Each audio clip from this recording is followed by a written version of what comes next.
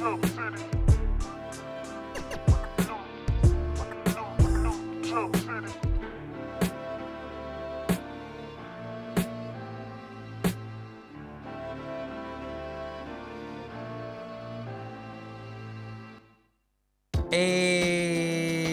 welcome to New Jump City, everybody, where we recap the week in American and Japanese sequential art. I'm your host, Christian, the unbiased king, Espinal. And joining me through Discord, it is the man, the myth, the legend, the tank top sage.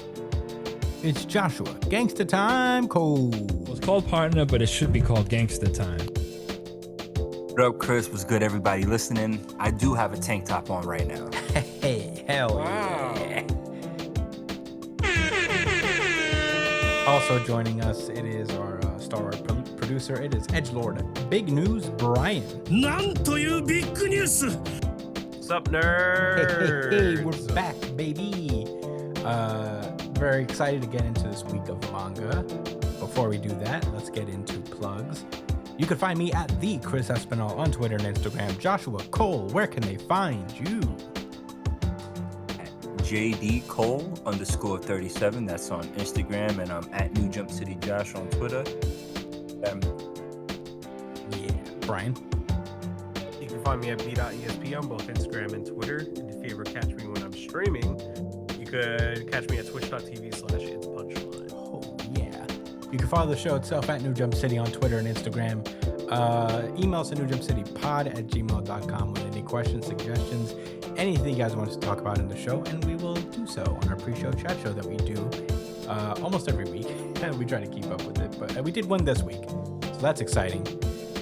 So hit us up on that. Subscribe to us on iTunes, Spotify, Google Podcast, not Google Podcasts. I'm so used to saying that. I've been saying that for 3 years, but I think Google Podcast is becoming defunct. But you can catch us on the other platforms, obviously. Pandora, we're on there, I still think. We're on Amazon Music and so on and so forth. So, just Google us. You'll probably find us at New Jump City. Subscribe to our YouTube channel. We've been up to date on that. We've been uploading the episodes in their audio forms up there. So, check us out on that. Comment, like, share, subscribe to the YouTube. That will be super cool, keeping us alive in the algorithm until we get our video capabilities back. So yeah, please do that. Without further ado, I think that's all the plugs that we got to do. We will start the show now. One Piece. This is One Piece chapter 1119, Emmet.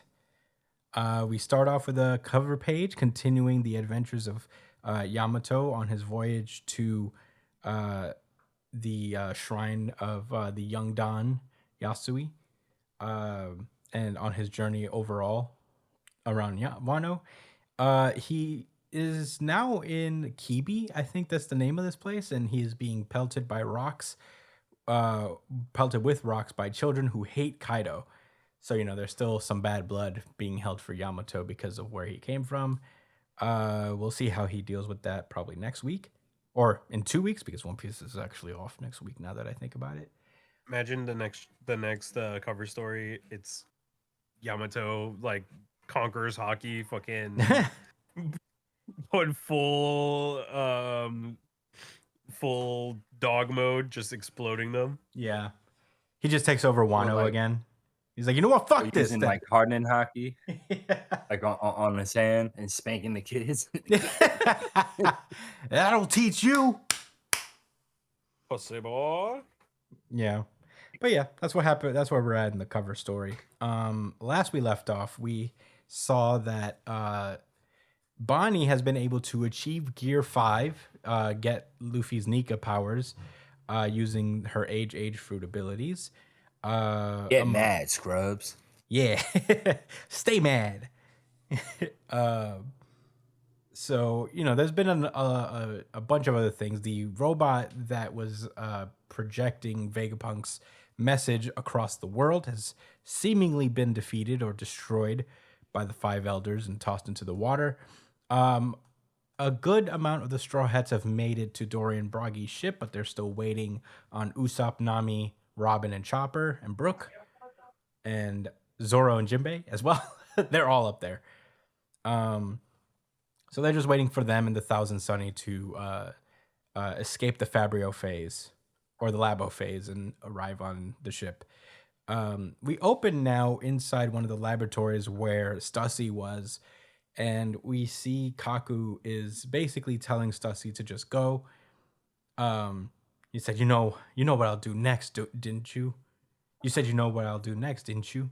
You think we're friends? Don't make me laugh. A cold-blooded colleague whom I respect, maybe, but once Lucci gets here, I won't be able to stop him." My question is, stop him from what? What is Lucci gonna do? Kill her? Oh, kill her? Okay, I guess. What'd you think he was gonna do? I don't know. I don't know. The reputations of Kaku and Lucci have been destroyed over the course of this arc. So I don't know. What Has he it was talking though? about. Yeah. Has it though? Really? Like, I guess not. But like, really think about it. They're not really meant to be Yonko busters. You know what I mean? Like, I mean, they sure acted like they were. Not. yeah, because Yeah, they didn't realize just Lucci how sure was talking that shit. they didn't realize just how strong Luffy really was. You know what I mean? Like, it's like, yeah, Kaido. yeah, but they were like, yeah, sure, yeah, bro. We remember who you were. We were neck and neck before, bro. If you could be Kaido, that means I could be Kaido. Okay, come on, let's go. You know what he said? He said, "Throw on that like white-haired form you got. I don't give a fuck." Yeah, like he just didn't really grasp what was really going on. And now he knows. Now he knows. It's not a good look. Anyway, we cut to the battle itself. Luffy and Bonnie are chilling, being Nika's together, being excited. The Giants are stoked because Nika is here. He's basically their god, or a god that they at least respect. And there's probably a pantheon of Joy Boy or Nika in the Giants' backstory, but we'll get there when we get there. Mars shoots off a fireball blast with, some kind of fire breath, whatever. And Luffy lets everybody else knows that that you can't really attack or hurt the five elders. So, we got to fight them a different way. He uses his gum balloon. He balloons up and shields Bonnie from the blast breath that Mars shoots off. And he tells everybody to hit him as hard as he can, to hit Luffy as hard as he can, for clarity. Know your place. And Sanji and Frankie are like, all right, captain's orders. So, Dory, in the meantime, is like getting the Giants to put out the flames that Mars just put on them. Luffy grabs on to Mars, and everybody initiates their attack. Bonnie imbues hers with hockey to much to Luffy's chagrin. She's like, he's like, oh my god, that hurts. And she's like, we're hurting you? And it's like, well, yeah, if you use hockey, it's gonna hurt. But they keep the pressure on, and eventually they compress Luffy so much that once they let go, once Luffy lets go, the buoyancy is so much that he team rockets Mars into the stratosphere. Yeah, launches them. So that was pretty cool. Probably further than Midori. Oh yeah, he's passing Eneru on the moon. Yeah. But yeah, they're safer now. Everybody gets back on the ship. They're talking about Usopp's group, that's still stuck on the Labo phase. Atlas volunteers to go and see what's going on with them. Meanwhile, at the bottom of the sea, the Iron Giant is down there, and he seems to gain consciousness, and as does the transponder snail that is transmitting Vegapunk's message. We then cut around the world again. We see Whole Cake Island. We see Katakuri is also watching the message. My and we goat. Yeah, the Vegapunks doesn't really come up with anything substantial yet. He basically says, I think nothing. it skipped past the Will of D. Yeah, it part, may have no? skipped past the Will of D stuff. Yeah. But he basically says, which you might consider a will. Oh, yeah, it does. I think it definitely did skip it because it starts with nothing of the sort, which you might consider a will inherited throughout the years. And it says, can only pray that those at the mercy of this reason will be able to hear this message. So I guess, yikes. York tells the rest of the warlord, not the warlords, the elders that they have to really destroy the giant because the message is back up. We also get a quick little shot of the treasure box guy. I don't know why I'm blanking on his name right now. Yes, sir. Gaimon. Gaimon, yeah. Gaimon and his barrel girlfriend. See, only those with the will be able to hear. Hopefully, they'll be able to hear this message. And they put the panel on him. Foreshadowing. He is the One Piece. I know foreshadowing when I He's see gonna it. I'm show up on telling you. Raftel, and he's gonna be so strong. He's doing a good I job. said this Luffy. 10 years ago. So yeah, we see that debris is now falling from the sky, and it seems to be coming from the Labo phase because a bunch of Cypher Pole and Navy guys are falling from the sky. The former prisoners that they had on there. Some Seraphim are also falling onto the deck. We see, I believe that's the Hancock one because she was stuck in one of the bubbles, if I remember right. The Shia-Lud elder, the one from the earthworm from Doom, pulls up and is just vacuuming everything again. But Luffy embarrasses it yet again by punching it in the face. So that's not cool. Workery comes in trying to blitz the ship. And Luffy warns everybody that, like, you guys gotta move. He's really sturdy. You guys can't beat him. Bonnie has phased out of her Nika form. And Luffy hears someone call out for Joy Boy. We see that it's the Iron Giant blasting off outside to the shore. And he pulls up immediately. He punches Workery so hard that one of his tusks actually breaks. So this fucking thing is strong. Snap. Luffy couldn't hurt Workery. This thing broke off one of his tusks. Left hook. Yeah. Yeah, this was a straight counter Miata style. And he says, remember, Emmett, only when the time is right. So I think this thing's name is Emmett, the robot. So until we know otherwise, that's what I'm going to be referring him as. But Emmett punches Workery, and everybody's like, what the hell is that? Luffy is fanboying because it's a robot. And that's it for this week of One Piece. Josh, what did you think about One Piece chapter 1119? Oh, there's a very strong possibility that I've commented on in the past.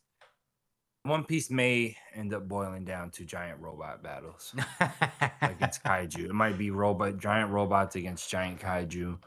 And I think there's some other evidence too. There's still the giant that's over by Thriller Bark. Like between Thriller Bark and the Red Line, I forget their names, but they're these huge fucking black creatures. Neither of y'all remember what I'm talking about, right? I think I know what you're talking about. Big. That they were in the fog. Yeah. Yeah, I recall that.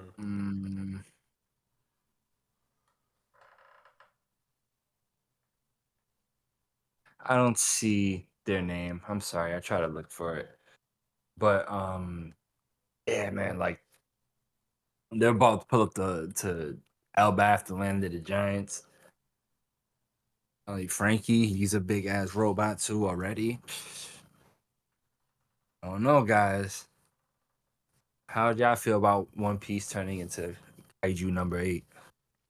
I don't think it's gonna go there. Kaiju number 8 doesn't even have mechs. And yet, Yeah, I don't think this is gonna boil down to that. I think there's gonna be a lot of big characters, and there might be a few mechs, but I don't think it's gonna be like a primarily mech thing. Yeah, the presence of mechs doesn't exactly. It's not that the presence of mechs was like the bad thing. They're fine, and even if it is presence of mechs, whatever. We'll see how it's executed. I have a question for y'all. How do you feel about the overall threat level of the Elders and how it's being handled so far? Pretty good. I mean, I don't know. They're pretty threatening overall. Luffy hasn't been able to I put a think, scratch on them really, except for the worm. yeah, So and the worm just comes back anyway. Chopped up already. But, yeah, I think the Warthog, he's really threatening. He looks kind of derpy from the face from certain shots, but when they showed him we got a good scale of him like almost crashing into the giant ship, which is crazy because that's the giant ship and he's making it look like it's a regular ass boat or something. yeah, he's like I had to realize that. he's way bigger than any of the giant Navy battleships that are right below them. Yeah. Yeah, and those are all big ass ships too. For Like, scale, the Thousand Sunny is the size of the Colossal Titan. So the giant ship Really? has to be a lot bigger than that. What? Mm-hmm. The Sunny's that tall? Sunny is 50 Bro, meters the big. Colossal Titan is like. It's like the Colossal Titan is like 100 feet tall or something. The Colossal Probably Titan is taller than 50 that. meters, over 50 meters, and so is the Sunny. How many feet is that in comparison? Or 50 meters I don't know. is 164 feet. Jesus. Yeah, you never really That's a appreciate the big scope ass of how boat. big the Thousand Sunny is. But yeah, I never knew that. it's huge.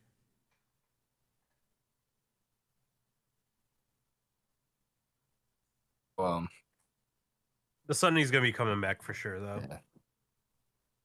Or Frankie will become a mech. I mean, it's there. It's up Frankie there will in the become the Sunny.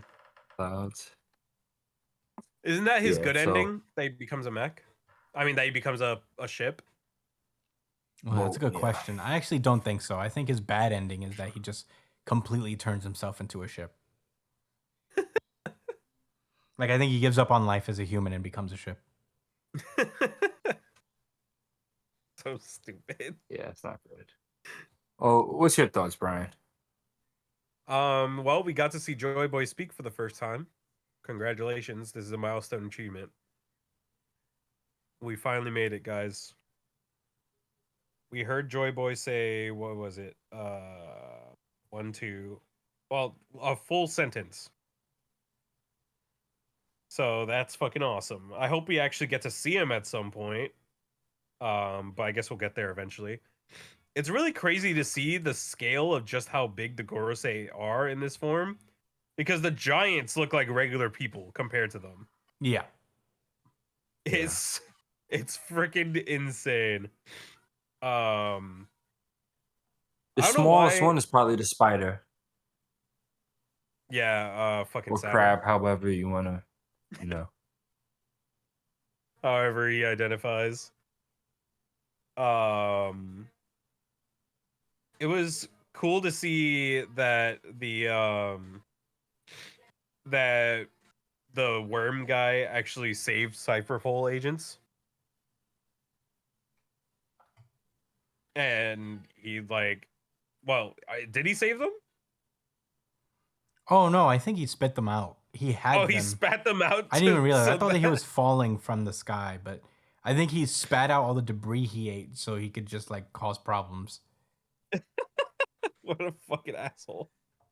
I thought he Yeah. saved them, but he just ended up just using them as weapons. You know, it's my fault. I shouldn't have assumed the best from the elders. I don't know why Emmett let himself get bitched the first time if he's actually this strong. So He got sneak They all attacked. ran up on him. Yeah, they jumped him. they pulled up on him. They jumped him and they sucker punched him. They pushed him off. Workery I can't pushed him off. imagine that this ends well for him, but I'm just curious what they're trying to do here with Emmett. What? You guys don't think Emmett's going to be a straw hat? No. Actually, you know what? Yeah, he is going to be a straw hat. If he makes it out of this, he is definitely going to follow Luffy. So that's all I'm saying. This is the next straw hat right here. And then Frankie's going to tune him up, fix him up, make him real nice. Oh. That would actually be pretty sick. Imagine Emmett is a mech that Frankie can ride. Yeah. But yeah, those are That's my where thoughts. it's gonna. This is Frankie's end goal. It was a pretty fun Combat-wise. chapter. Pretty fun chapter. But I'm just waiting for the next chapter to come out for me to really start pogging. Well, you'll have to be waiting 2 weeks to pog, Brian. Yeah, I'm delayed pogging. Pre-pogging, if you will. Pre-pogging? Yeah. I really like this chapter as well, obviously. I really like this 2-page spread where he uses the Dawn balloon. I thought that was a cool little panel there. There was something about the shading of it, you know, that was pretty cool. What was the name of his move? Dawn Balloon. Mm-hmm. Yeah, that was really funny. And that was also smart. Said, let's just get him the fuck up out of here. 'Cause he's been causing too much damage and talking way too much shit. Yeah. You're gonna see him for a while. Yeah, he's blasting off again for sure. Yeah, let me see what else. I'm mad that we skipped over, but hopefully, like before, the Straw Hats escape, we get to see one tidbit from Vegapunk. That the message isn't just One more? over, you know. I get why he couldn't reveal the Will of D stuff, so you know, I'm hoping we get like another little mystery, at least partially solved. It'd be nice. It was cool to see that Katakuri is around. I mean, I knew he was, but it's cool to see that he's probably in a leadership role for sure now. Like the crew is pretty much his. I was wondering if that Brian, since you read it more recently, wasn't the son that was next to Katakuri the guy with the pompadour? Didn't he die? It's been a while since I've read One Piece. Okay. Pompadour? Oh wait. I think I know what you're talking about. Let me see. Yeah, this is Moscato. Didn't he die? I just read the chapter where like Big Mom kills one of her kids. I thought it was this guy. I don't think so. Let me see. And she consumes his energy, right? Oh no, he's alive. Hmm. Yeah, I guess that is him. Okay. Second question. Is that the doctor? Is that Hogback? Where? Same, like on the right side of Katakuri. On the right side? No, that's not Hogback. Oh wait, is it? It is! That is Who's Hogback? Hogback. He's the doctor from Thriller Bark. You remember the guy who made the zombies? Wow. No, I don't, but that's still crazy. Why is he there? Yeah, I was just wondering. It's like, was that him? Is that actually him? I don't see anybody talking about him.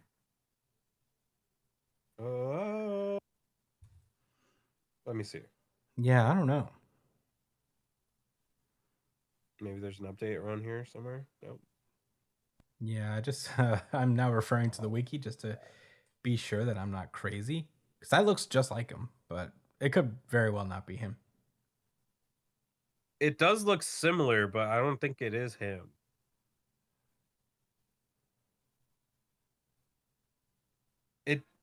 It kind of looks like him, but I don't think it is him. Mm-hmm. He's Just very checking. rotund and he has the black lipstick, I guess, but All right, looks just like him. funny nose. Weird hat. Wait, he never had the hat. Yeah, he kind of looks like him, but I don't see anybody talking about it, so maybe it isn't him.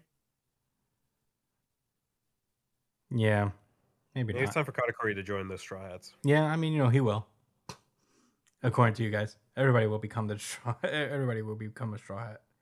Yeah, that's what the story is going to end up becoming. Everyone's going to be a Straw Hat. That's the true One Piece.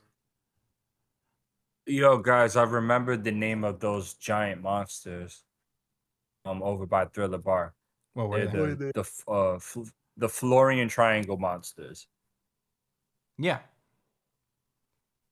Yeah, I don't know. Bro, Maybe them shits are creepy as hell, guys. Creepy. I don't think that's gonna be really important later on. Like they showed them and they didn't like tell us anything about it. Really, there's still a huge mystery.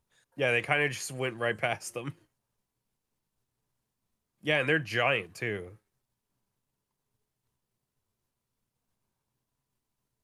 It looks like they're bigger than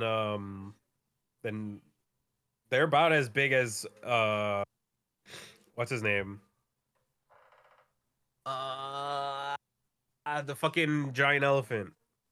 Zoe? Yeah. These Florian Triangle giants are very creepy and can't. I wonder if Oda's gonna get into that. Anyway, yeah. I'm out here. I'm just trying to find who this is because it looks too much like Hogback. Hogback, we're still on that. I'm still on that. You guys have moved on, but which is fair. Okay. But I'll move on as well. I'm just gonna be thinking about that all day. I'll message you guys later with an answer. Fair enough.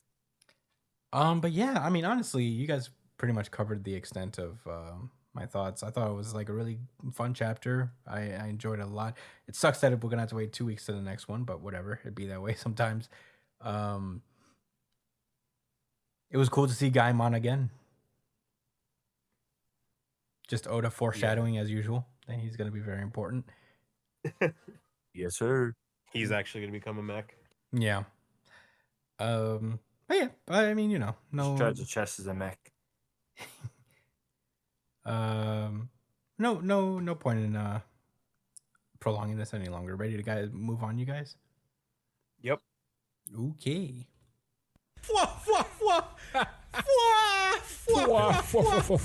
My Hero Academia. This is My Hero Academia, chapter 426, The Hellish Todoroki Family Final. Okay, so last we left off, we've been getting a lot of like Alternate title. Family Matters. Yeah. And not the TV show. We've been getting a lot of epilogue stuff regarding, the universe of My Hero Academia. Deku has lost his powers for the most part. He still has the embers of All For One, as All Might did when he first gave up the ability. So there's still some in him, probably. But, we've been seeing, how the students are now going to help contribute to the rebuilding efforts as part of their education in their sophomore year. And we left off with Todoroki going off to visit Toya in the hospital. And we see now with the chapter opening that the entire Todoroki family is there. They all have burn marks to some degree, seemingly permanent. Especially the mom, she's got like a huge scar across her face. And Endeavor is like a mummy. He is permanently burned. It's not looking good for him at all. But yeah, everybody is gathered to visit Toya. And the doctor has said that he can only speak for a few minutes a day because it's pretty much a slow march toward death that he's facing. Toya opens his eyes and he's like, the gang's all here. I ain't some damn tourist attraction. But Endeavor. Wheeze. Wheeze, wheeze. You bastards. Bad family. Like, let's peel it back, bro. Just save some of your energy. Yeah, settle down there, bud. Let you relax. So Endeavor basically explains that he's going to retire from hero work for obvious reasons. He doesn't have an arm, and he can't even stand anymore. So he can't possibly do hero work anymore. And he says that his flames were fiercer than any that he's ever faced. And Toya is like, is that so? My condolences. Quit trying to play nice now that it's all over anyway, you freaking coward. He's like, that's fair, but you know me all too well. That's fair. Yeah, it's like, I'm not even gonna argue. He says, you kept a close eye on me after all. You only ever wanted me to watch you, but I never did. And I watched a video of you denouncing me every single day. From now on, I'll come here every single day to talk with you. And we get like this panel of basically Beep, beep, beep, beep, beep. but just talking to his, like, they're talking to each other eye to eye, father to son. And yes, as Josh says, we get a lot of beep beep beep beep beep because his heart rate is elevating. And Endeavor says, I realize it's far too late, but let's talk. He says, Rei, Natsuo, Fuyumi, let's talk, using the time that Shoto made sure we'd have together. If you hate me, so be it. Speak your mind, lay into me, let me have it. And Fuyumi says that she wants to talk too, and so does Rei, the mom. And Toya's heartbeat is just accelerating at a high rate, and the doctor basically interjects, is like, all right, that's enough today. You can return tomorrow. And Shoto says one last thing, if I may, and he asks Toya what his favorite food is. Toya doesn't respond at first. Seemingly it looks like he's not able to, but as they're walking away and the doctor dismisses them, Toya says, soba. And Todoroki's like, same here. And, they have like a little moment of connection there. And Toya remembers what Shoto said to him when they fought. He says, running in parallel, but forever apart. No, we're going to mingle whether you like it or not. And he starts crying in his cell. And the scene ends with him being like, Shoto, I'm sorry. And then we get to some cold-blooded shit. Natsuo immediately is like, listen, I'm done. Sorry, but nothing's changed about how I feel, and I don't want anything to do with you. And Endeavor's like, you got it. Right. He said, fair enough, bro. Natsuo says that he and his girlfriend are getting hitched. There's not going to be a wedding, and Endeavor won't get to meet her. And Endeavor is like, I'm sorry, but I understand. Fuyumi explains that she quit her job as a teacher, but she found a new job and can provide support. And Natsuo is like, honestly, we've taken responsibility and punishment's been doled out too. Isn't that enough? Endeavor says that he'll be making amends and apologizing for his sins for the rest of his life, whether they're around to see it or not. And he'll shield the kids from any fiery fallout from the recent events to the best of his abilities. If there's a reason I survived, that's got to be it. Natsuo says that sounds like hell, and Endeavor is like, yeah, it's been that way. It has been since I took him up on his offer to tango. And Natsuo, for the first time, has like a little bit of a connection with his dad. He says, I never thought of you as a badass until this very moment, Dad. So that was like a nice little moment. And the Todoroki family starts to separate, sorry. And Shoto says that, Shoto assures them that they'll be okay because his classmates will be there for him and he can become the man that he wants to be. Endeavor reunites with the people that work for his agency, and he sees a text message from Hawks Speaking of which, we cut over to Hawks. To be honest, I thought he died. I don't know if that was just me, but I definitely thought Hawks was He dead. was close. He just got his quirk taken. That was about it. Okay, so yeah, that's why I misinterpreted, because I saw his like visage in there. It's like, oh shit, he's dead, but I misinterpreted. Yeah, the version. No, that's his quirk for Yeah. But yeah, he's there visiting Lady Nagant, who is in custody at the moment. Um, Hawks is like, they told me you were gonna go to free, but you don't want to walk out of there. And Nagant said, not yet, because the outside world's still a scary place for her. She's worried about getting exploited again, so she's not trying to go out there yet. She says that that day Izuku Midoriya demonstrated something to the world, but how will society receive it? How will things change? I'm not leaving till I see how it all pans out. In the meantime, I'll be dining at the taxpayer's expense. And you know, that's the end of that scene. We get a brief little mention of La Brava and Gentle Criminal being released from prison because of their heroic actions on the battle, and they're reunited. Cute little moment. So, we cut back to Hawks, who is getting a text. Who's been talking with Endeavor. He tells Endeavor that he's good, and if he needs your help, he'll ask. I do like the little touch of the grammar mistakes. I think that's kind of realistic and fun. And he tells him, and he reveals that Hawks is the new HPSC president. So that's cool. Hawks is still making himself useful out there in the world, despite not having a quirk anymore, it seems. And the chapter ends in a final panel with Spinner in a hospital bed.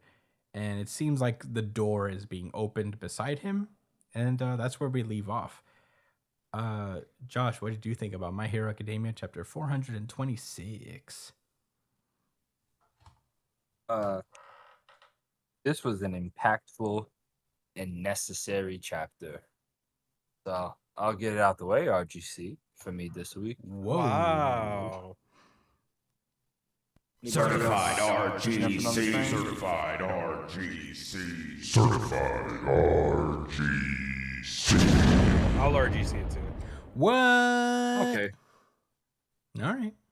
Certified RGC. Certified RGC. Certified RGC.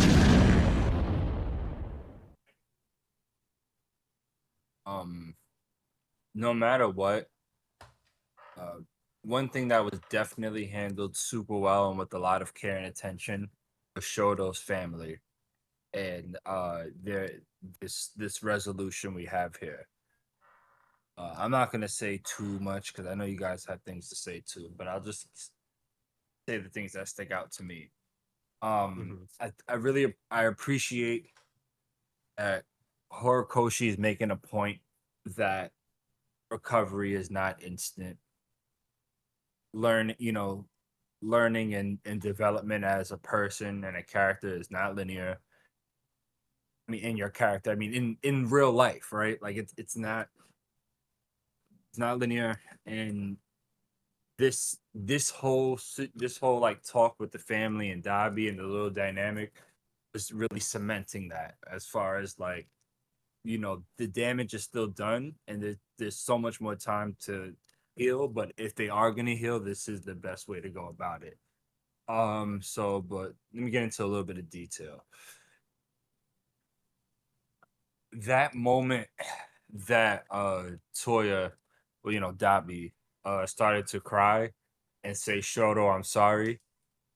That was deep, man. That was it made me think about, like, certain regrets I have in relationships with people, and friends and family, and to also in like a positive way, and that, like, it's Toya's burnt to a crisp, dying as we speak in the manga world, and semi cyborg, etc., etc. So he doesn't really have the opportunity to correct too much. He's kind of at the mercy of his family and the doctors and facility. But me myself right now as a live and well healthy person for the most part, I have an opportunity tomorrow and the day after that to try and make whatever amends I want to make or work on whatever it is I feel like is worth working on, whether that's something to better my life or better my relationships with the people I care about.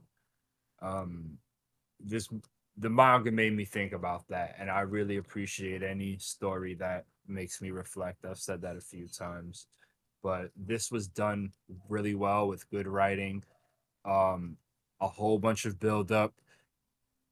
Um, it was delivered perfectly. So, speaking of recovery and understanding that things are a slow process, I think it's interesting, like what they added with Lady Nagant about how she figures she'd rather just stay in prison to see how the world ends up shaping out. I in this manga world, I don't understand. I don't know exactly how the prison system is run, but if it's similar to how things are run in America, I mean, what's the point of going to a prison if you're not going to go through any real reformation process? You'd just be going to, you know, basically have commit slave labor for some rich guy that owns, the prison. So I didn't love her conclusion, but I can also say I understand that from her point of view. It's like, look, like I've done what I've done, and as the way the world is at the moment and had been, someone like me is probably bound to fall through the cracks again or make a mistake that'll like probably ruin my life. So I respect her basically coming to the conclusion that like she's gonna be patient and see if the world can change in such a positive light that someone like her that has made mistakes and needs a lot of help will have a system ready for her and others like her so she won't be alone. And that the general attitude of society will be that we help each other be, to be better and greater than, the sum of our parts. I'm gonna also add on your boy Spinner right now. The movie I thought about when I looked at him was Waterboy. Have you guys seen that movie? You've had to, No, I right? have I Adam have seen Sandler. Waterboy. Oh my I god, don't Brian, think you've I've never seen seen Waterboy. Waterboy? You gotta watch that. You gotta watch it. But Yeah, I there don't is a think I did. scene where you gotta see that. You have to. Football's the devil. There's this Yeah, there's a scene. Oh, speaking of her mom, his Adam Sandler's mom, like the main character's mother, like she cooks like crazy shit out there, like in Florida. She'd be barbecuing like alligators and like snakes and like different reptiles and shit. And that's exactly what I thought about when I seen Spinner. I don't know if he's been burnt to a crisp or just been pulverized, but he looks done and ready to be on a plate. Mm. You know what I mean? She had baby alligator skewers. I think he's just coming down from being juiced the fuck up. Yeah. It looks like a skewer, bro. Who is Mr. Mara? I think Mr. It's Mara was the me. I was previous hoping one of president. y'all would tell me. I think Mr. Mara was the previous president. You know that guy that's always looks tired? Brian. Sure. Mara, My Right. Hero Academia. President of the Oh, super secret hero do evil things Oh, behind JK. everyone's back. Oh yeah, it was him. association. Yeah, see? yeah, it him. was him. Yeah, he's the public safety guy. That's what Hawks is in charge of now. So I guess he's just talking to him. Mm-hmm. Those are my thoughts, by the way. Brian, Yo. what do you have to say? What's your favorite Um, chapter of the week? Yeah, like I said, like I've said several times before, the Todoroki family has always been a extremely bright spot in the My Hero series, just because it tackles such a niche and um very unique storyline that most, not just manga or anime, but most of fiction don't really touch on either. And it's like characters who are unredeemable, seeking penance for their actions. And like, and it, I feel like it's done, but with other things, like, you know, like murder or like um stuff like that, but never when it comes to abuse. I feel like it's very rare for series to try to give abusers um like a story arc that doesn't end with them just being fucking terrible people, right? Like people who grow from the pain that they cause to others. And people who are like have to carry that cross. They have to bear that cross for the rest of their lives. Um and I think My Hero showed that progression so fucking beautifully. Like Endeavor is honestly one of the most interesting characters in shonen because of just how much he's changed and how much his story means something. You know what I mean? It's like, yes, he did an incredibly terrible thing and it's unforgivable, but his story isn't about forgiveness, it's about penance. It's about um like him coming to terms that there's nothing he can do to make it right, you know? But it's about what he can do to like for from here on out. You know what I mean? So it's just very unique storyline, and it does have a very beautiful ending to it. And all the characters in the family react so realistically to this. Like it makes sense that Natsuo wouldn't want to be around his dad. Even though he doesn't like really hate him anymore like that. It sounds like he has some respect for Endeavor, but it just makes sense that he wouldn't want to be around him and keep him in his life, you know? Um like it's a very bitter ending, but it was the best ending. It was the best ending for such a bitter subject. So, I don't know. This was just a very uniquely written arc. I just very impressed with Horikoshi in that end. Um, and if there's one more thing I wanted to talk about aside from that, it's who is showing up to visit Spinner. I think it's Deku. Yeah. I think it's Deku coming to tell Spinner Shigaraki's last words. Which is going to be a really heartfelt chapter next one too. So got to prepare for the fireworks, the waterworks for that one. But yeah, beautiful chapter. Todoroki family always on top. But yeah, those are all my thoughts. Yeah, you guys covered a lot of what I wanted to say about the Todoroki family. I don't want to pile on too much about it, but it is true that this is like one of the longer running arcs, you could say, of the series. Is just the development between Endeavor and his family. It's good that there are varying levels of um acknowledgement of Endeavor's efforts, you know, because we see that Natsuo is completely like off it. Fuyumi still wants to be involved. Fuyumi wants to give him a chance, but she's not like jumping on his lap basically and be like, yeah, my dad, you know. But she's more willing to let Endeavor earn like whatever redemption that she's able to give him. Um, as is Todoroki, I feel like Todoroki and Fuyumi are probably on the same level. That they're more on the side of appreciating Endeavor's efforts than Natsuo is. And for Natsuo, who's probably had to undergo it longer because he's the oldest, or the second oldest when you think about Toya, it's completely understandable because he had to deal with the abuse longer than all of them, probably because he didn't. I don't think he really has a quirk at all, even so. Or if he does, it's extremely weak.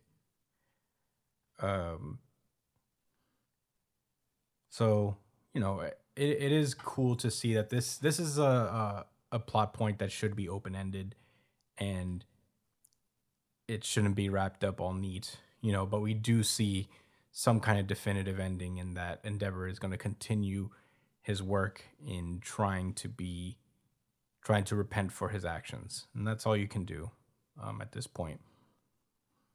But that's that's like pretty much the meat of the chapter. It takes up the grand majority of it.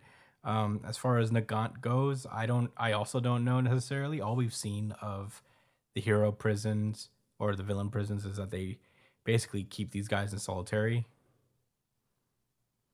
They all have their cells. We don't really know how they spend their days, but as far as that goes, I think Nagant is a victim of the world that, the hero world herself. So she doesn't want to, I think what she's saying is she doesn't want to come out until like heroes like her and Hawks won't be exploited by the government, essentially, because that's what happened to her, is that she was basically an assassin for the government. And it kind of took a toll on her. So, she wants to see the system be reformed before she can take the walk, It's good that they're even giving her the option that she doesn't actually have to be there, given the fact that she was a villain up to that point. So I feel like them giving amnesty for people who have like proven that they want to reform is a step in the right direction for sure. We had Gentle Criminal be released. Yeah. So, that's like, it's a little change to say that, like, yeah, even if you were a villain, if you were there and you contributed to saving the world, then that deserves some consideration and you should be released from prison. So that's nice. As far as I didn't even consider that Midoriya was going to be in there, but that's a good point. He did leave a message to get to Spinner, so I'm excited to see that. I hope it's not this new villain that's just chilling out there. But yeah, My Hero Academia is on its last legs. We are 5 chapters away. This is probably one of them, so 4 chapters away, maybe. Supposedly, it's supposed to end the first week of August. But yeah, I mean, it's kind of weird. We're 5 chapters away from this series ending, a series that we've been covering since the beginning of our podcast. So, Yeah. it's gonna be weird. But yeah, that's all I really gotta say about My Hero Academia. I really want to give it the RGC. I just thought it was, man, I feel so bad because this is so well executed and it is a storyline that I really enjoyed. But I do want to give it its flowers. I thought this chapter was the closest of close seconds to me. But I thought it was so good. Yeah, it was a split decision for me too. Mm-hmm. But yeah, that's all I really had to say. Any rebuttals? No. Alrighty then. Let's move onward.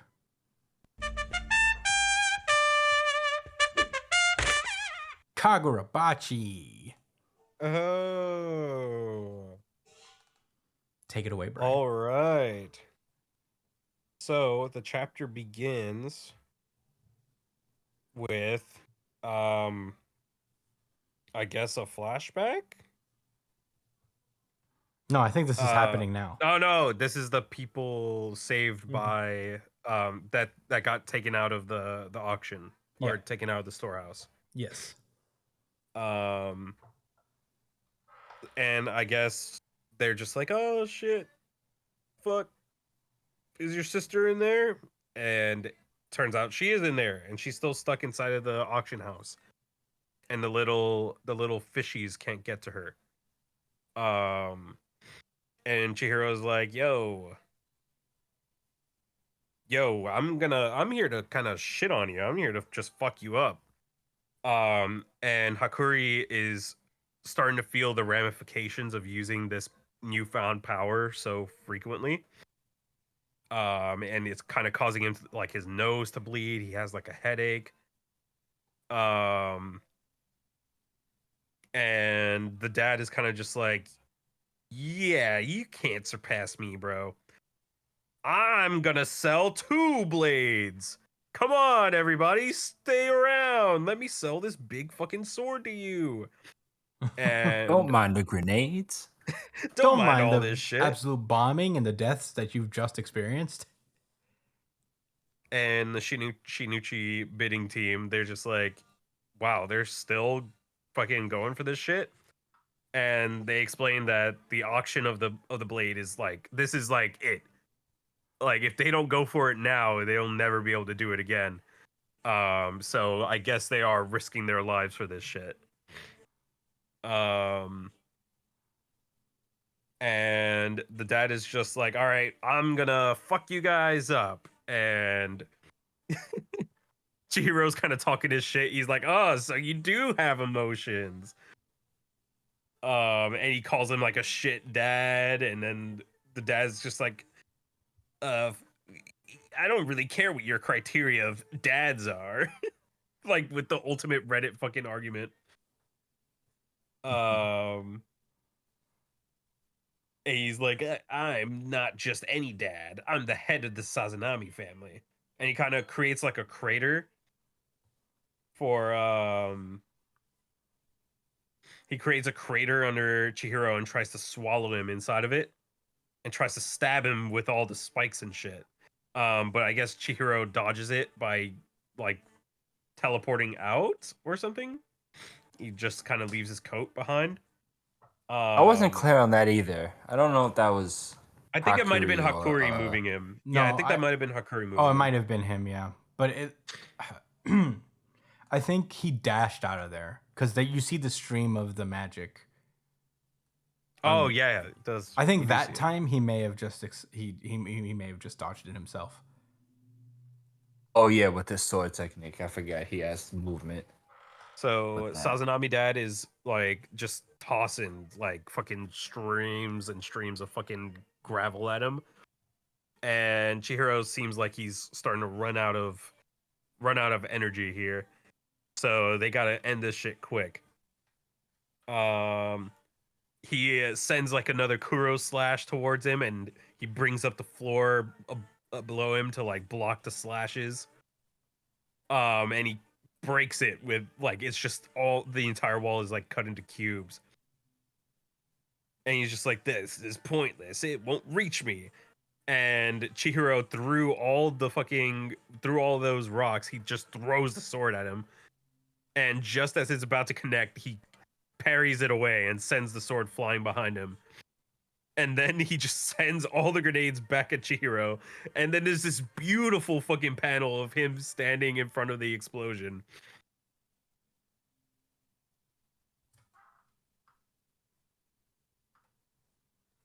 Boom. Bang.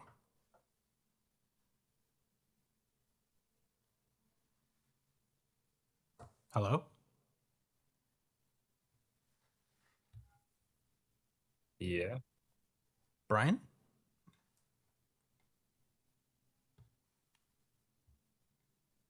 The boy disappeared. I thought I was having issues. I thought I was losing it.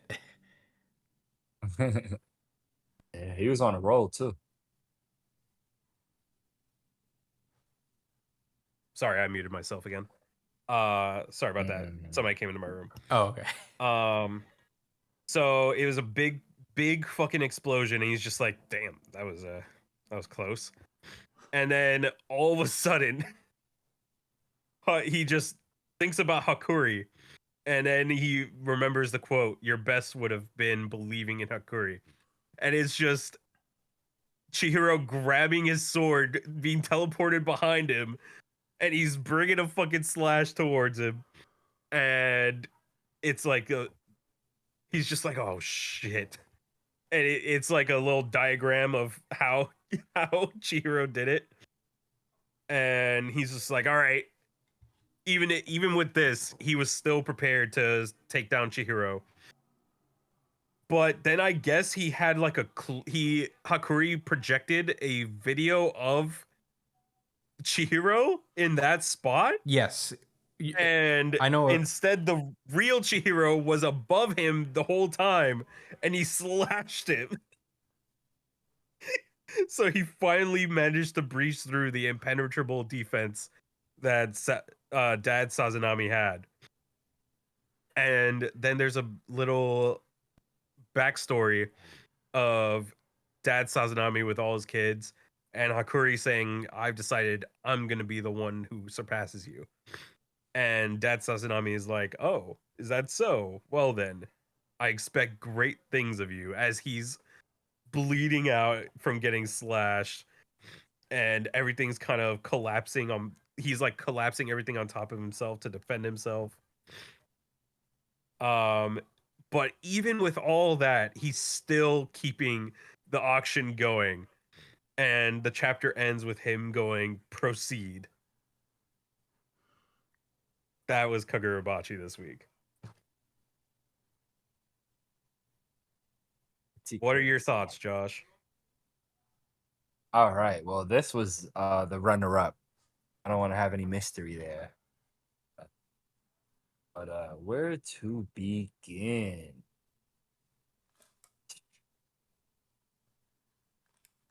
It's sometimes when I like, when you're reading these manga with these fights and stuff, and you have characters that are like hitting their limits. It's I just kind of accept that until a character is completely knocked out, and even then, sometimes they get back up to help. You know what I mean? Like they're never truly out of it. Um, but I do want to note this: Hakuri got his ass beat by his brother not that long ago, probably like 8 minutes ago, because this has all been happening within the span of like an hour. This whole arc. It's not let's 16 let's try minutes to ago that stay on the Hakuri same got his page. ass whooped. It couldn't have been more than that.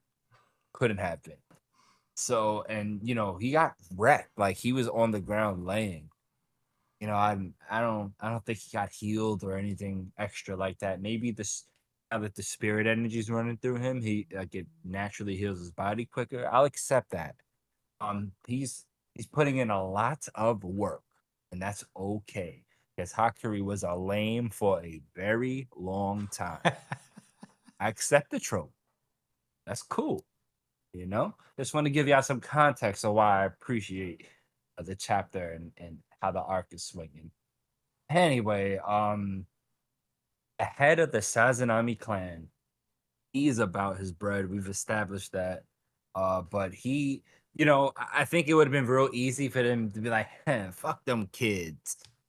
I only care about, doing this Rakuzachi. And he did kind of say that.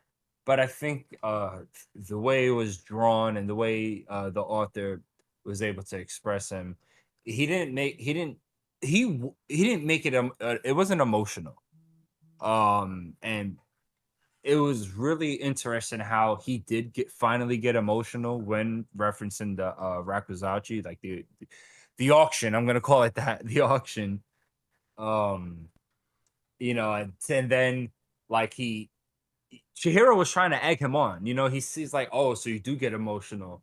But he's like, oh, you don't even care about your kids. You're a terrible fucking person. He was just like, yo, listen, I don't, that's not how I measure myself at all. My position isn't father. That doesn't apply to me like it does to you common folk. I am the head of the Sazanami clan. I just so happen to make children, and they turned into elite soldiers for my clan. That's it. And he's not this cartoon initially, evil villain or nothing like that. This was well done. It makes him in it's it I don't know what the word to say. It just makes it more engaging, I guess. Like a little bit more invested. Like he's giving it his all. Like I've said it before. He's a really strong boss for this arc. So it's only right that Chihiro, as strong as he is, still needs the support from somebody else, and it came from somebody else that's earned it in Hakuri. So you know the action is fucking dope. We all know how awesome it's drawn.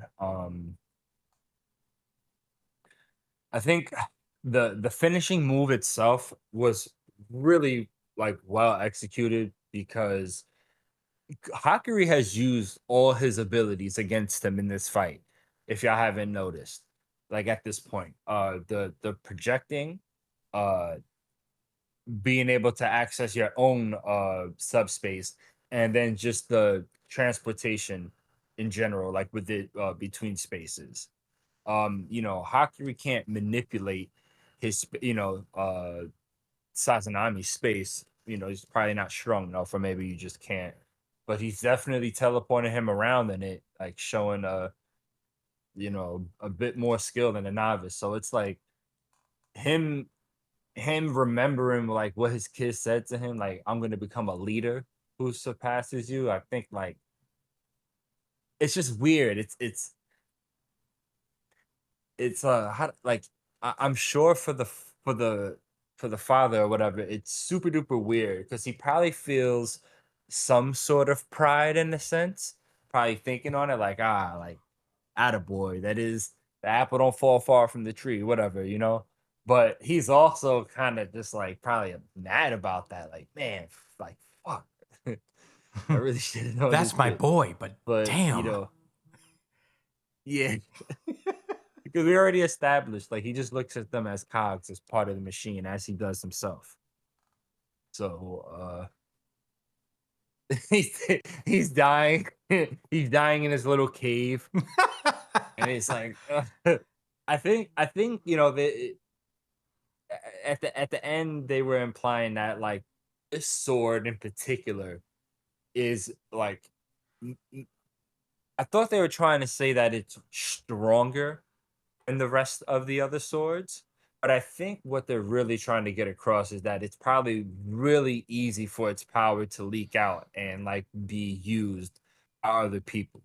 You know, like it's probably, I mean, I'm sure it's dangerous for like the average person to use, but it's probably to the point that like it's so like it's probably like the type of power it is makes it really accessible for like most like like sorcerers or other swordsmen, etc., etc. Because I think it'd be kind of weird for this to only be like what the second sword introduced, and it be definitively the strongest of the other ones. I don't buy that. I don't think that's what they're trying to say. But I guess we'll see. Uh, Chris, what are your thoughts?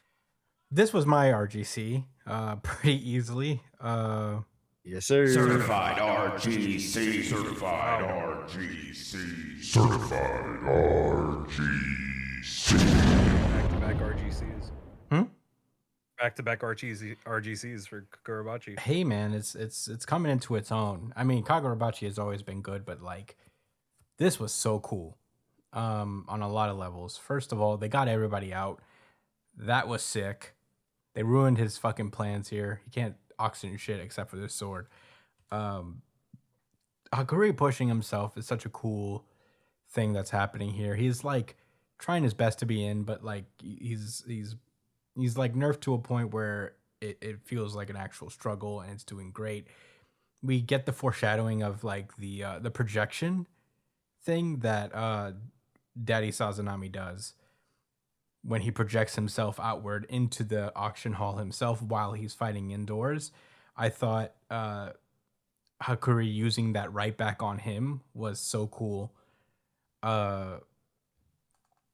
Just projecting Chihiro the way he would an item in the auction was such a smart use of the power, and it is all just coming from Daddy Sazanami not fucking not under not estimating him well, like underestimating Hakuri, and not thinking he could do something like this. It's such a cool way to go about it. The 2-page spread where he gets slashed is so cool.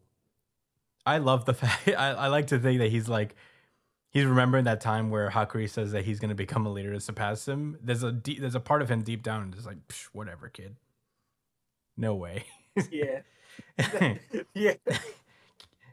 Keep yapping, kid. Like, all right. Yeah, but I love Well, this. like that's why he was watching him get beat. Like when he's like looking at him through the window, and then he turned away. He's like, "That's exactly what he thought about." Dad, I'm Sure, gonna bud. surpass him. He's like, "Yeah, all right." All right, sure, bud. Dude, and this last stand by him is just like so cool for a villain. Daddy Sazanami is what you would call a professional stander on business. He is about finishing the mission, completing it, because he knows he doesn't have to beat them to win. He just needs to auction off the Shinichi. So I just love how this turned out. It was just not only cool in a battle sense, but character-wise, it's just been a treat to read. The artwork, of course, has been stellar as usual. That giant panel of him just watching on the explosion, so cool. Very into it. But yeah, this was my favorite chapter of the week, and one of the better chapters of Kagurabachi, which is a high bar to cross. Yo, you know what my favorite panel of this chapter was? Believe it or not, if you go to page 18 and you look at the bottom, Mm-hmm. the middle one, it shows the head of the Sazanami clan. He's like bleeding. He's like, Oh, yeah. "Oh." He's like, This little kid. oh. He's like, which is like, I'm laughing, but for real, like that's a very honest reaction. Like he real quick, like after getting slashed, he had the wherewithal to summon these walls around him. And then, like as soon as he felt like he was sheltered, he's just like, oh, I'm dying. I can't let them see me crying. He said, hold up, time out. You play too much, man. Hakuri's watching. There's no way. No. I cannot let this child watch me go. I can't let him know he did this to me. He insisted.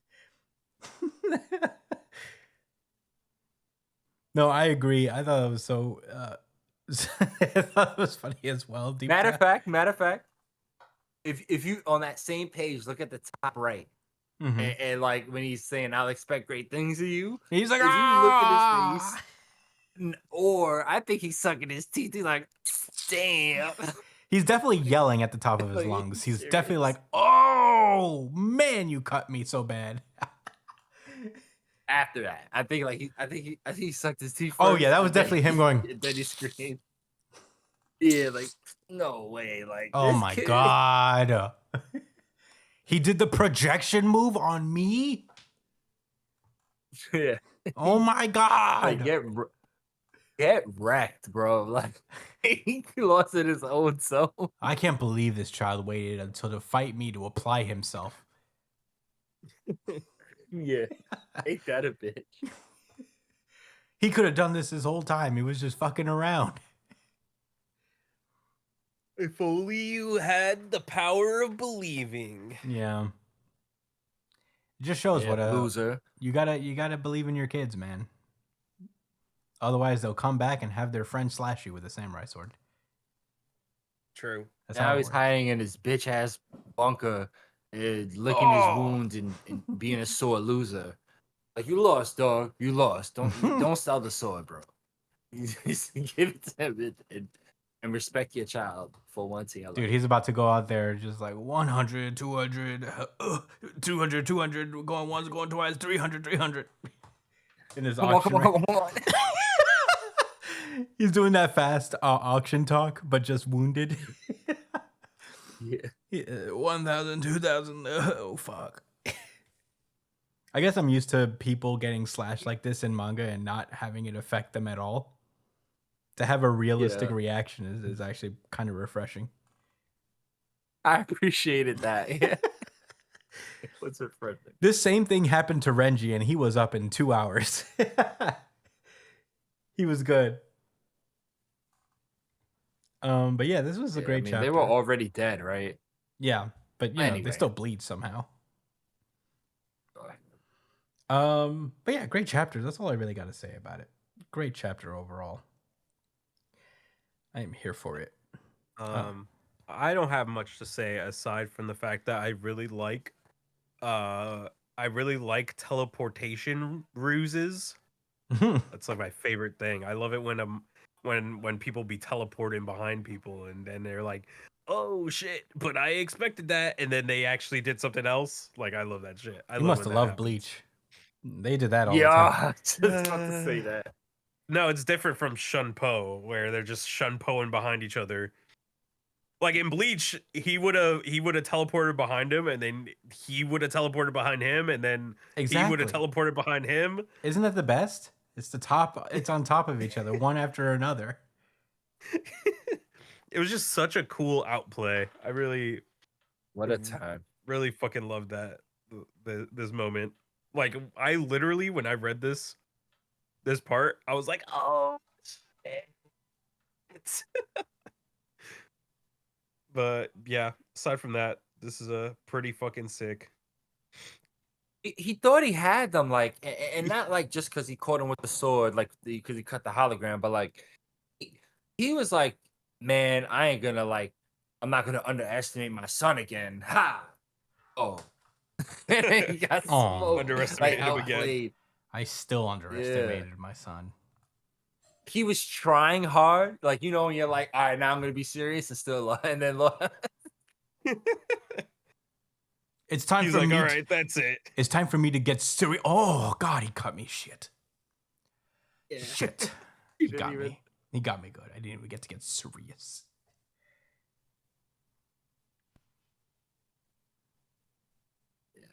But yeah, those are all my thoughts. Yeah, Kagurabachi was great. Any final thoughts before we was move on amazing. to our final chapter of the week? No, sir. Alrighty, let's go.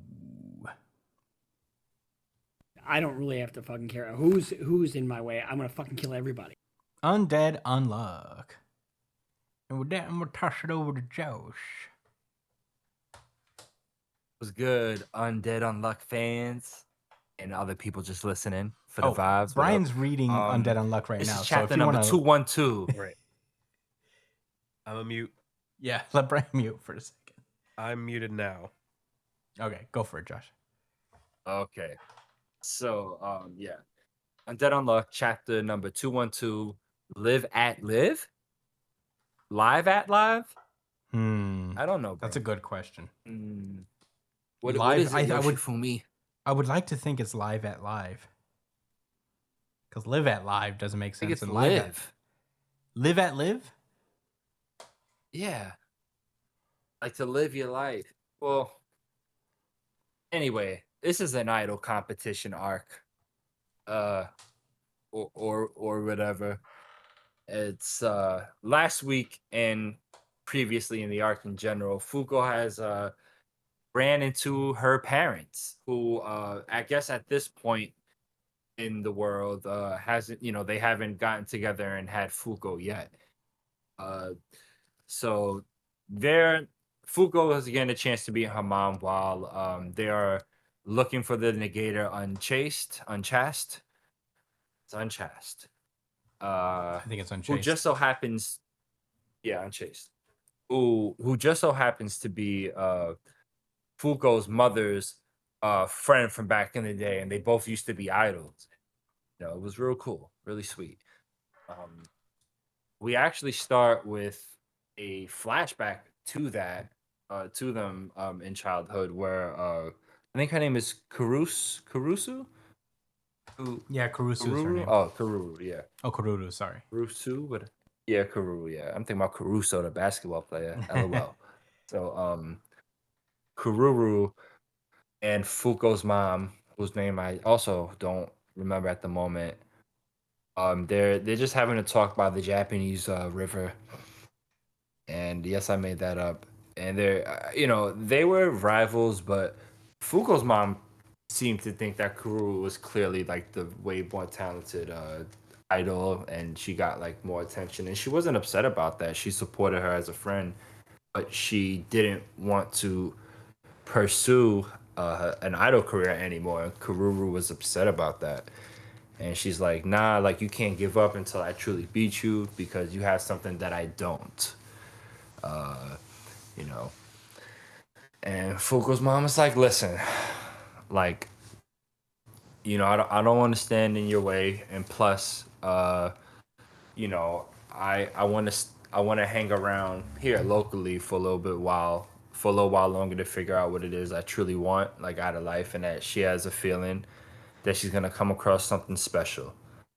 So she's content with just staying at home and living the non-idol life. And Karuru went on to be pretty famous. Anyway, we finally get back to the present time, and Fuko's mom and Kururu are in an idol tournament that has developed through a series of events.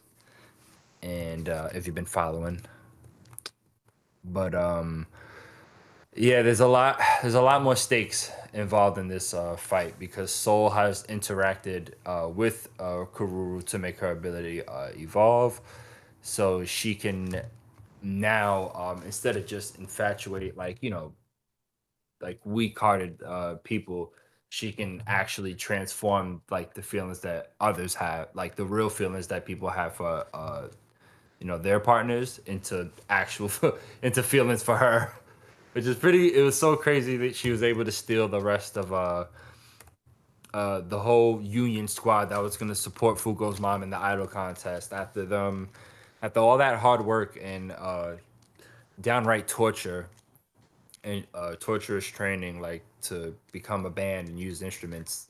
They went and betrayed the Union and went to go work for Karuru. That Soul guy, he's a pretty big deal. That's all I'm gonna tell y'all. I have a hunch about him. Anyway, you we cut to Fuko's dad in his apartment, and he's actually not smoking a cigarette, although he probably was moments ago because there's still one lit in the ashtray. And Sean is like, "Listen, bro, are you ready to like go to this concert?" And he's like, "Yo, we ain't gonna make it in time." He's like, "Look, you see this shit? This is Kuntuan." I didn't say that right, but it's the Nimbus cloud from Dragon Ball Z. They have that Un? in this series. Wound. Yeah, there we go. Thanks, Chris. He's like, listen, we can hop on this cloud and be out, but I need your help. Like, you got to put your emotion and shonen energy into this shit. And the father does, and they're out. Boom, they're out to the concert. Um, the issue with this though, as we're gonna express a little bit later, is that like the other union, like the other male union members, they're worried that bringing Fuko's father over will like cancel out the feelings he has for Fuko's mom and transfer to Karuru, which would kind of make Fuko erased from existence, not because of a time paradox per se, but as they've explained before, Fuko's soul is really damaged and it needs to be recharged by her parents' love and procreation. That was the plainest way I can put it. But that's Undead on Luck, guys. It's pretty lit, I swear. So yeah, we're at the final competition for the idol contest. There wasn't no real like tournament. I mean, they all had a first round, shitted on the competition, and they're destined to face off in the finals. Fugo's mom and Kururu, unchased. So yeah, they decided that instead of having like a regular like band against band fight, they're just gonna have a one-on-one singing contest and let the crowd decide who's the winner. And Fuko's mom is like, yo, like I already knew you were gonna say that shit, so I'm prepared, I'm ready. Yeah, they start singing the song Love Die. I'll be aiming for you till I drop dead. um I don't want to judge because I'm sure a lot of our music sounds fucking crazy to other cultures. So I'm gonna relax before I am critical. But it's very interesting lyrics for idols. Anyway, the father pulls up on Kantuhon, and as everybody feared, they see that and Chase starts to like affect the father, but he's kind of resisting it because his love for Fuko's mom is way too pure. Um, he doesn't need any of that energy, that whack energy around him. So Guru was like, look, she like as like they're performing on the stage, she's getting upset because she's like, oh, why are you shit like instead of it being like a straight up solo fight, the mom keeps bringing in like Fuko's mother keeps bringing in like some of her new band members, and they're like singing certain parts with her, and she's like, Kuru's hating on that shit. She doesn't understand what it means to have friends and have a good time, I guess. So too bad for her. And so she's like, "Oh, you trying to mock me? Like, fuck out of here. I'm gonna show you." So Soul butts in. He's like, "Look, like we have it. Like we have a deal. Like leave her alone. Uh, like aim all your unchaste energy towards that man in the sky. That's Fuko's father, and the goal is to erase her from existence, essentially. So do your job before I puppeteer you and do it." Because like that makes sense. Everybody has a soul, and he's soul, and I guess he can control souls. Checks out. I'm fine with that personally. So then Unchaste fires a soul like a soul shot similar to Fuko, but more like a fucking Kamehameha blast towards the sky. And then Fuko pulls up to her mother, and she's like, "Come on, like we gotta like point our energy like upwards too." So they shoot their soul power to try to just intercept the unchaste blast. And right at the last moment, Fuko's mom makes her blast like disperse into the crowd, like in like shower over all of them. While Unchaste hits her father straight in the chest. So Fuko is like really surprised at first, and so is Karuru. She can't believe it that she, instead of trying to like stop Fuko from not existing anymore, she chose to share her love and feelings with the crowd. And it's really a bummer too, because I would have thought like, oh, she was sacrificing, you know, the dad so that she could win the competition, and that would be a positive. But they still lost, so it's like, damn, you ain't really love him like that, like that. Maybe Fuko had some fault in that, but I'll talk about that later. So she gets smoked 100-0. Kururu wins her band Crusade. And yeah, Kururu walks off and she's tight. And Fuko's mom follows and she's like, "Oh, like you lost and you're worried about the competition. How typical." Soft. And she's like, "Well, you're not acting like yourself, Kururu. But I lost. I got no regrets though. It is what it is." And then Fuko's dad pulls up and he's like, "Yo, like you did so great. Like I came too late to get a scoring option, but man, like you really did your thing." And Fuko's mom was like, "Oh, Mr. Ryder." Fuko's dad. She's just happy to see him, and Karuru can't believe it. She's like, "Yo, why is he not pulling up to me? He should be infatuated and in love with me. He shouldn't even be thinking about Shorty." So she's not having a good night. Yeah. Yeah. So Guru like straight up asked him like, there had to be a moment where you felt swayed by me, right? And he was like, "Oh, right, yeah, for a moment." But he was like, "I know the idol I first fell in love with, and she would never sing for just one person. Like she would share and spread that love with as many people as she possibly could, uh, as she has been displaying throughout, the entirety of this arc." And it was crazy because with well, I'll get into my thoughts later. So yeah. So he says, "I know like yeah, like the idol I know sings for everybody, not just for one person. So that's what I love about you, Miss Cade. And then as soon as he says that Fugo's soul becomes restored, and I guess which confirms that they're gonna get busy tonight. That she will be uh what's the word? Conceived. She will Yeah, be she will be conceived this evening. conceived. Yeah, confirmed. So yeah. And as soon as Fuko realizes that, she's like, okay, let's go, guys, let's peel. And it's crazy because her mom is like, oh man, like this was such a crazy experience. But Miss Producer, I'm like so thankful for everything. Could you tell me your name? And they're all going on Pinto on. So Fuko's like, okay, see you once everything is over. Take care, mom and dad, as she says to them, but they can't hear it. And that's the end of the chapter. Oh yeah, and they have Unchased with them. Mission success. Christian, what are your thoughts?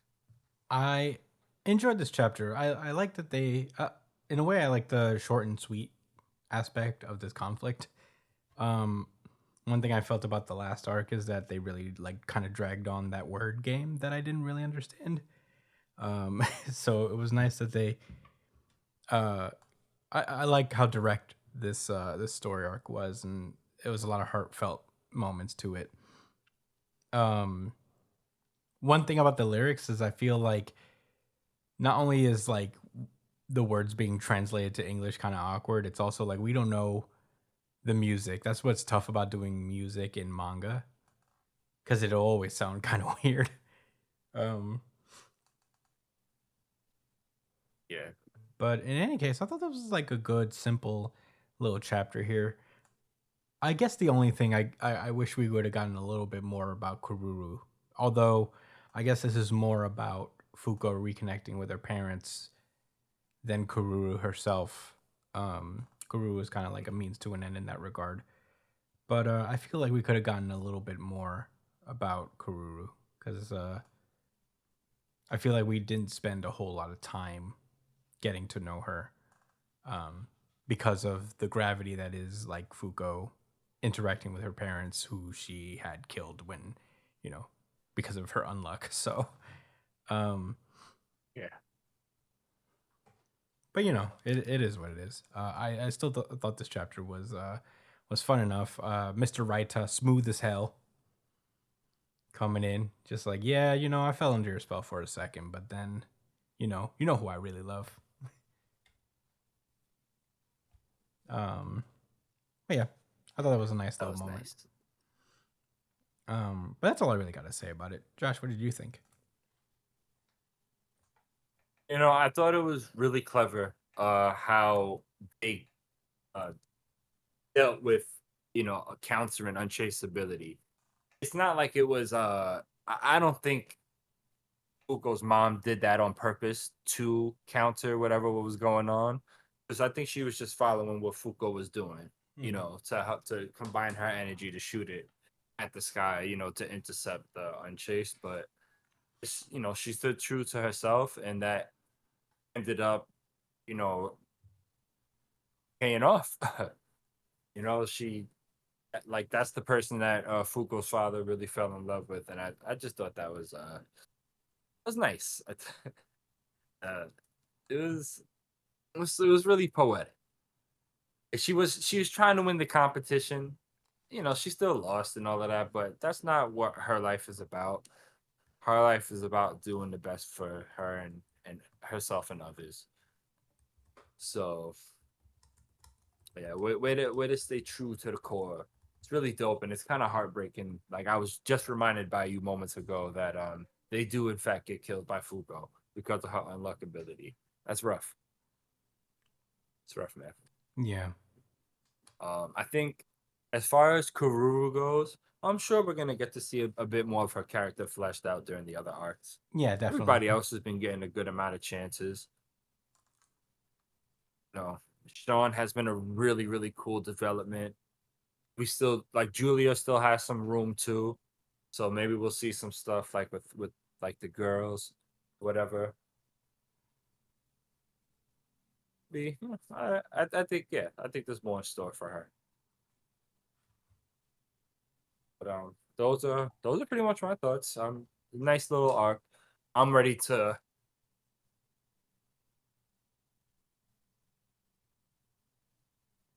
Ready to what? But I'm ready to keep it pushing. Oh, okay. Well, yeah, same. Well, that was Undead Unluck, and that has been our show. Oh boy, very excited to talk to you guys today. I was very much looking forward to this. I thank you guys so much for listening, as per usual. You could find me at the Chris Espinal on Twitter and Instagram. Josh is at jdcole_37 on Instagram, at New Jump City Josh on Twitter. Brian is b.esp on Twitter and Instagram. Check him out on that. The show is at New Jump City on Twitter and Instagram. Email the show at newjumpcitypod@gmail.com with any questions, suggestions, anything you guys want us to talk about. And we will talk about it on our pre-show chat show that comes out usually the day after the main show comes out. So keep an eye out for that. I hope you guys have been enjoying that as much as we have. Subscribe to us on iTunes, Spotify, Google Podcasts, all of the things. Keep us alive in your hearts and on the algorithm. And with that, yeah, thank you guys so much for listening. We will see you guys next week. Stay safe, New Jump citizens.